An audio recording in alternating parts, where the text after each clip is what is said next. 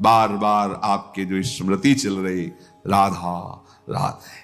सब सत्संग सुनो, सुनना चाहिए, बैठो, सार बात को पकड़ो, स्मृति बार बार राधा राधा। हम कहते मंत्र नहीं चल रहा आपसे, और कुछ नहीं चल, राधा राधा नाम सुधा रसम, अमृत रस है। आचार्य चरण कह रहे इसी से सारा काम बन जाएगा।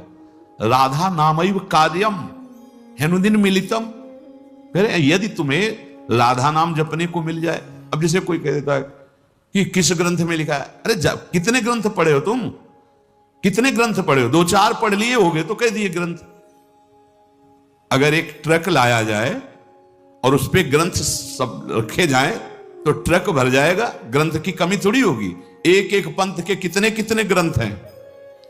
आप जानते हो वृंदावन प्रेम रस को, नित्य विहार रस को, उनके ग्रंथों को पढ़ा नहीं तो फिर कैसे जानोगे? भक्ति का भी बहुत स्वरूप है। किस कोटि के तुम भक्त हो, किस कोटि के ग्रंथ पढ़े हो। यहां आओ, भगवत रसिक जी कह रहे वेद रसकन की वाणी, केवल राधा रस ही भरा हुआ है। ये वृंदावन धाम है।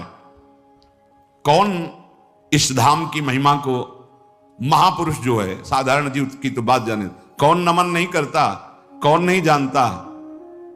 वृंदावन का ये एकांतिक प्रेम रस रसिकों की वाणी में मिलेगा। भगवत रसिक, रसिक की बातें रसिक बिना को समझ सके ना। राज दरबार में राजा का जो प्रताप है, वो जितने देखते हैं वो उतना जानते हैं कि राजा के समान कोई नहीं है, क्योंकि उसके इशारे, भ्रकुटी के इशारे में प्रांत के प्रांत नष्ट हो सकते हैं। वो राजा का वैभव देखते हैं। ये है राजा प्रताप, राज प्रताप। और जब वो अपने महल में जाता है, अपने राजपद से उतर करके, फिर जो स्वरूप का दर्शन होता है, उसका प्रेमी रूप, वो प्रेमी रूप वो सभा वाले नहीं जानते, सभा वाले नहीं जानते। अगर उनसे कहा जाए कि जो महाराज की भ्रकुटी का तुम प्रताप देख रहे हो ना, किसी की भ्रकुटी का प्रताप ऐसा भी कि तुम्हारे महाराज घुटने टेकते हैं वहां, जैसी थरिवंश प्रताप रूप गुण वय बल चाम, जिसे वेद भी नेति नेति कहते हैं, ऐसा राजा है हमारा।